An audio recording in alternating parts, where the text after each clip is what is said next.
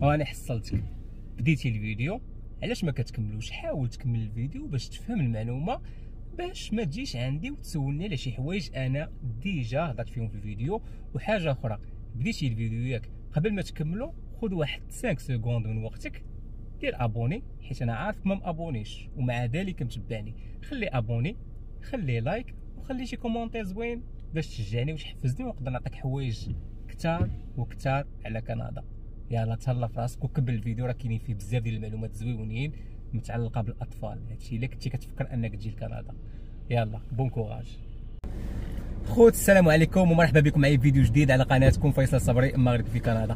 في هذا الفيديو ان شاء الله غادي نتطرقوا لبعض المواضيع اللي غتكون عفويه. كيف ما كتلاحظوني انايا فاش كيطيح في بالي شي موضوع كنشعل الكاميرا، كنهضر مع خوتي، كنحاول نشرح لكم، كنحاول انني نبين لكم الطريق الصحيحه. لان المشكله ديالتنا حنا الاكثريه، يعني المعظم ديالنا حنايا فاش كيتفرجوا في شي حاجه ولا كيسمعوا شي حاجه ما كيكلفوش نفسهم انهم يمشوا للمصدر، يحاولوا يبحثوا شويه، يحاولوا انهم يثقفوا راسهم. لانه اي واحد كيبغي يجي لشي بلاد قبل ما كيجي ليها كيمشي يبحث عليها شويه، كيبغي يتعرف على الثقافات ديالهم، كيفاش يفكر الشعب ديالهم الى اخره. المشكل ديالنا حنايا غير تنسمعوا كيجي عندك تقول لك سمعت، مي راه هذيك سمعت راه اي واحد ممكن يخرج اشاعه وينشرها وتكون ماشي صحيحه، فقط حنا فقط غير كنسمعوا كنبغيوش نتاكدوا من المصدر.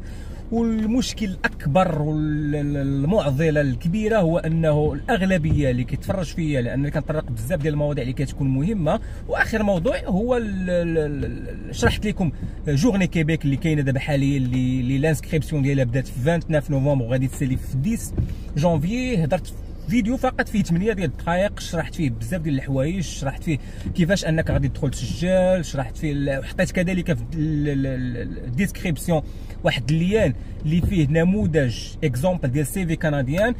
وكنتفاجئ ان ناس مثلا تنعرف انهم في الفيديو ما دخلوش كاع شافوه، كلفوا نفسهم انهم قراو التيتر ديال العنوان، كيدخلوا عندي كيقولوا لي فيصل كيفاش غنصايبوا سيفي كنديان، فيصل كيفاش غندفعوا، فيصل ما غيوريكش كيفاش تدفع، فيصل تيجيب لك تيقول لك ها شنو خاصك دير، خاصك تصايب سيفي كنديان، خاصك تبوستيلي، خاصك تتبع هذه. هنا الوظيفه ديالي سالات، ما انا ما غاديش نجي ندفع لك، انا ما غاديش نجي بلاصتك غادي ندوز لونتروفي الى اخره.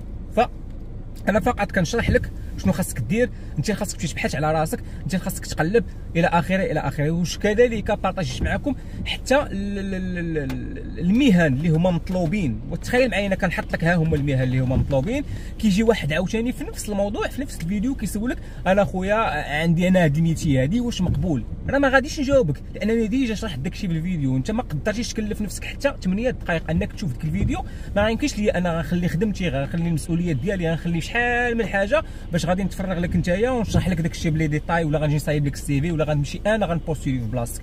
المهم ماشي هو هذا الموضوع ديالنا. الموضوع ديالنا هو انه حنايا كاي ناس كيف ما كانوا بارتو يعني او موند، يعني فاش نبغيو مثلا ناخذوا واحد الخطوه جديده في حياتنا، كنبغيو اننا نمشيو لشي بلاد اخرى غادي نعيشوا فيها، حتى شي واحد ما عارف الاقدار فين مخبيه له المستقبل ديالو ولا فين غيقدر يكمل حياته. داكشي علاش حنا اول حاجه اول خطوه خصنا نديرو الا فكرنا باش نهاجروا، ماشي غير كندا، كنهضر انا اون جينيرال. مثلا فكرت انني نمشي لواحد البلاد واخا تكون غير في افريقيا، فكرت نمشي لواحد البلاد، اول حاجه كندير كنمشي للمتصفح ديال جوجل، تنحاول نقلب على ديك البلاد شنو الثقافات ديالهم، كيفاش كيفكروا المواطنين ديالهم، كيفاش العيش فيها الى اخره.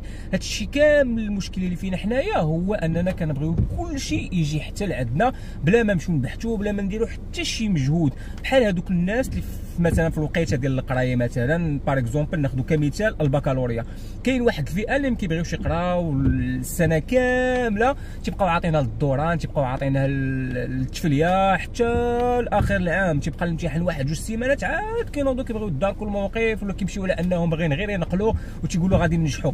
وعمر شي واحد نجح بهذه الطريقه هذه في اخر السنه فاش تكون ريزولتا كيلقى راسو انه سقط، لانه راه ما يمكنش. كاينين الناس اللي كتبذل المجهود من اول السنه، كتسهر الليالي، كتجتهد، لان تقول لك كل مجتهد نصيب. ما يمكنش غتبذل واحد المجهود وربي غادي يخيبك. فاش كتبذل واحد المجهود اكيد كتكون الاعانه مع الله، ربي كيعاونك، ربي كيسهل لك بزاف ديال الامور. فكذلك الحياه اون جينيرال خصنا ناخذوها بهذه الجديه هذه. راه ما يمكنش اي حاجه كتمشي ساهل. وحتى الغربه راه تنقولها ونعاود نقولها، شتي كندا فاش كتجي في البدايات ديالك كتكون صعيبه بزاف، لانه كيكون عندك مشكل ديال لادابتاسيون، مشكل ديال اللغه، لان حتى الفرنسيه اللي كتجيبها من البلاد راه ماشي هي الفرنسيه اللي غادي تسمعها هنايا، لان لاكسون كيبيكواز راه لا علاقه مع الفرنسيه اللي قراوها لك في البلاد ولا قريتي ولا جيتي بها من فرنسا ولا شي حاجه. راه الناس من فرنسا كيجيو تلقاو مشكل في لادابتاسيون. داكشي علاش عندك السنه الاولى فاش كتجي كمهاجر، السنه الاولى هي فقط سنه ديال لادابتاسيون، يلا كتادابتا، يلا كتاقلم مع الجو، يلا كتعرف الحياه كيفاش دايره الى اخره.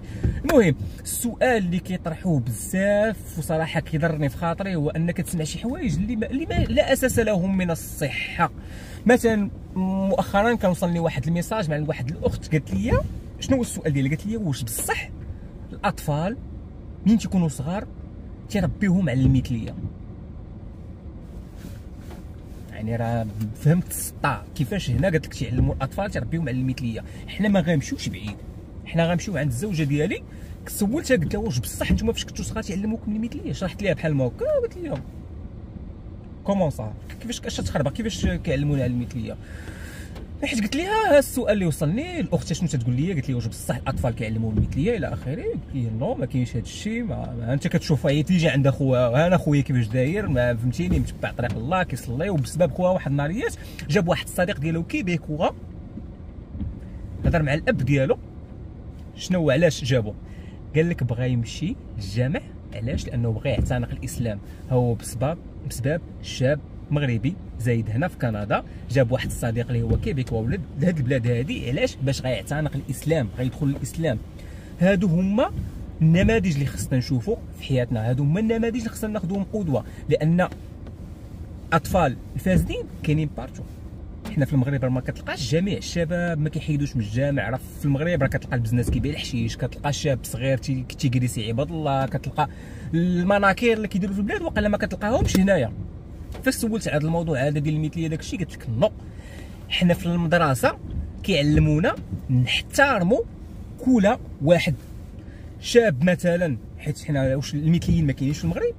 كاينين، وربما اننا شفنا مثلا كستاتيستيك النسبه ديال المثليين اللي كاينين واقيلا في بلادنا راه اكثر من اللي كاينين هنايا. هذا الشيء راه عارفينه بلا ما نغطيو الشمس بالغربال، هذا الشيء راه واقع. هنا تيعلموك كيفاش تحترم كل شخص. واحد الشخص مثلا كبر لقى راسو الهرمونات ديالو ماشي هي هذيك، مخربقه، تيحس براسو انه انثى على ذكر الى اخره، هذاك الشخص ما خصكش تعامله على انه واحد الشخص اللي هو منبوذ من غير المجتمع، انه مهمش، لا، خصك تحترم كل واحد كيفاش داير، خصك تحترمه. شي واحد الا كان معاق ذهنيا ولا تيعاني من شي حاجه خصك تحترمه. هنا الناس ما كيمشيوش يبحثوا، ما كيمشيوش يقلبوا وردوها على ان هنايا تربيوك على المثليه. نو، هنا كيعلموك تحترم كل شخص، كيعلموك تحترم كل ديانه. مثلا انت مسلم، لان في المدرسه فاش تقرا غتلقى يهودي، غتلقى مسلم، غتلقى ملحد. هنا في السيستم كيعلموك تحترم كل شخص. وانا في لونتوراج في البلاصه اللي خدام فيها انا، في المستشفى او في ليكول، فاش كنمشي مع المدام مثلا، فاش كانت كتقرا ليكول كتلقى اساتذه محتجبين، لانه حتى هذاك القانون تقول لك لا الحجاب ممنوع الى اخره. هذيك وهو كلام فارغ. انا في المستشفى كتلقى اطباء معايا بالحجاب ديالهم، كتلقى في المدارس كذلك اطفال بالحجاب ديالهم. داكشي على حسب انت الابن ديالك، انت كتلعب 99% في الشخصيه ديال داك الطفل فاش غيكبر كيفاش غادي يكون، لان راه التربيه كتكون في المنزل. راه ما يمكنش انت غتكون خدام النهار كامل كتحط ولدك في الكاردوري، والمراه هي خدامه النهار كامل، كتلاقاو حتى العشيه كتمشيو كتجيبو كتاكلو كتمشيو تنعسوا. هذا الولد هذا فوقاش ربيتوه نتوما؟ الوغ ما يمكنش واحد الحاجه انت كتفسدها بيديك، لان راه واحد الشجره اللي جبتها صغيره راعيتيها وعرفتي كيفاش تعتني بها وعرفتي كيفاش تسقيها في الوقت، راه اكيد هذيك الشجره فاش غادي تكبر غتعطيك واحد الثمار اللي هي زوينه. اما الا جبتيها حطيتيها في الركنه وهملتيها راه ما غتعطيكش الثمار، ما غتكون حتى شي حاجه اللي هي زوينه. هادشي اللي كاين. فهنا ما كيربيوش الاطفال على المثليه، وانما كيربيو احترام كل شخص، يعني احترام الذات. كل شخص كيف ما كان خصك تحترمه. شخص خرج مثلي راه هو ما اختارش انه يكون مثلي، خصك تحترمه. بزز منك خصك تحترمه، والقانون تيحميه لانك خصك تحترمه، مفروضين عليك انك تحترمه. هو مثلا في المغرب لقينا واحد مثلي شدينا ضربناه بالحجر ولا شي حاجه، غيرنا شي حاجه؟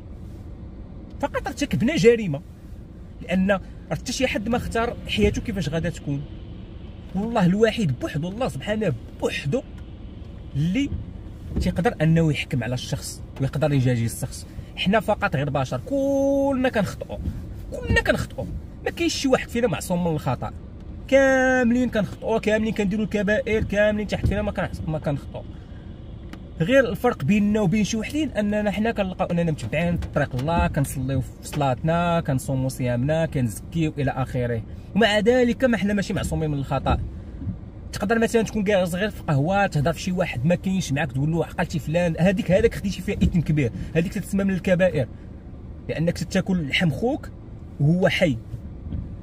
هاد القضيه فينا حنا كاملين. كتكون رايح كتجبد شي موضوع على شي شخص، واخا تكون انت جالس في ذاك المجمع وما نطيش هضرتي على الحق وقلتي له معايب لا ما تهضروش على فلان كذا هادي، ولا يكون داير كيف ما كان، كتبقى مشكل شخصي بينك وبينه، راك درتي اثم لانك شتي المنكر وسكتي عليه.